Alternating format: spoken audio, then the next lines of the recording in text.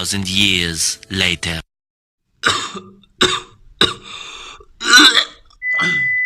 Halo semuanya, jumpa lagi dengan saya Wara di Sehat Santuy. Hari ini kita akan membahas 6 penyebab kenapa batuk kalian nggak sembuh-sembuh.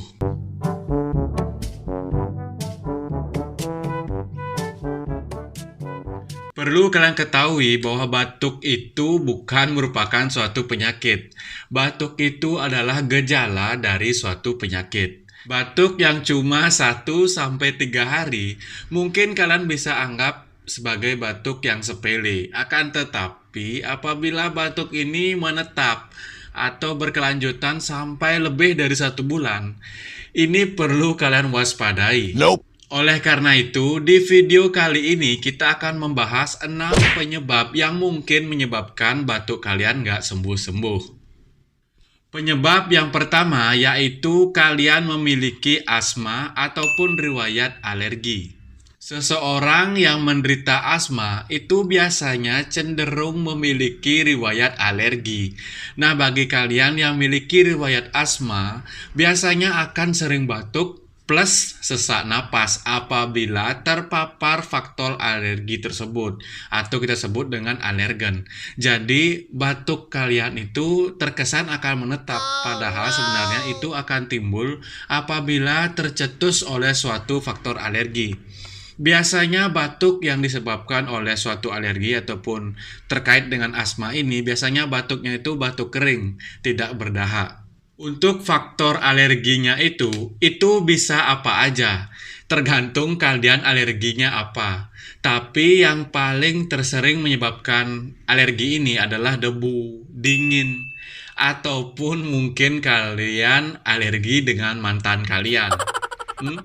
Penyebab yang kedua yaitu adanya suatu infeksi di paru-paru kalian.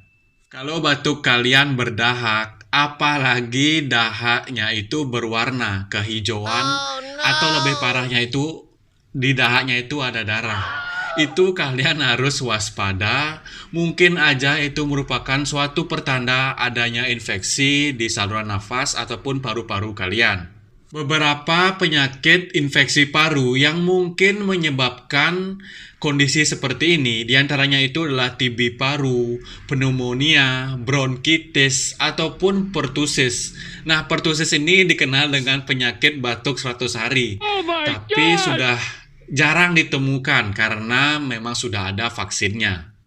Penyebab yang ketiga yaitu adanya suatu penyakit lambung yang kita sebut dengan GERD. GERD atau kepanjangannya itu gastroesophageal reflux disease. Ini merupakan suatu penyakit pada lambung kita di mana asam lambung kita itu naik ke kerongkongan kita. Asam lambung yang naik sampai ke kerongkongan ini akan menyebabkan suatu iritasi dan menimbulkan suatu batuk.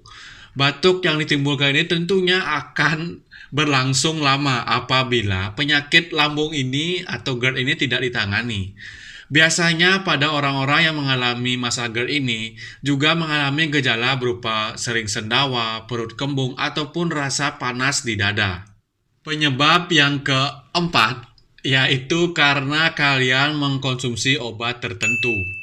Obat yang sering menimbulkan suatu efek samping berupa batuk adalah obat golongan antihipertensi atau obat tekanan darah tinggi, yaitu captopril.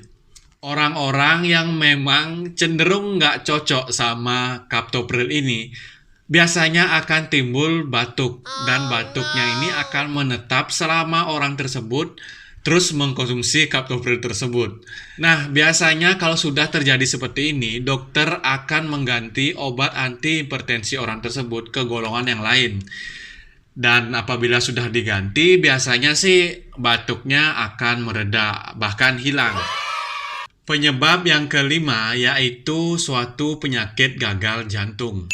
Penyakit gagal jantung ini biasanya terjadi pada orang-orang usia tua atau usia lanjut.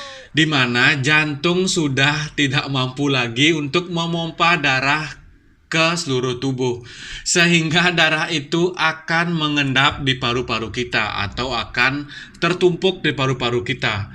Ini akan menyebabkan paru-paru kita itu istilahnya susah untuk mengembang. Nah, hal ini akan menimbulkan suatu batuk yang kronis atau batuk yang menetap. Selain batuk, pada gagal jantung biasanya akan menimbulkan sesak dan pembengkakan pada kedua kaki penderita.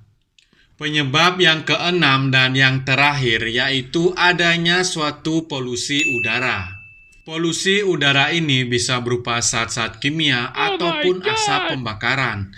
Nah, bagi kalian yang memang bekerja di suatu pabrik ataupun mungkin sering di dekat asap pembakaran, sebaiknya kalian menggunakan masker agar kalian tidak mengalami batuk yang kronis atau batuk yang berkepanjangan. Itulah beberapa informasi yang dapat saya sampaikan di video kali ini. Apabila kalian ada pertanyaan, kalian bisa langsung tanyakan di kolom komentar, ataupun kalian bisa langsung ke Facebook ataupun Instagram saya.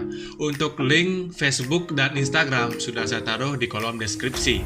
Seperti biasa, apabila video ini bermanfaat bagi kalian semua, kalian bisa bagikan ke teman-teman kalian. Jangan lupa untuk di-like, subscribe channel ini. Sampai jumpa di video selanjutnya. Saya Dr. Wara, stay healthy.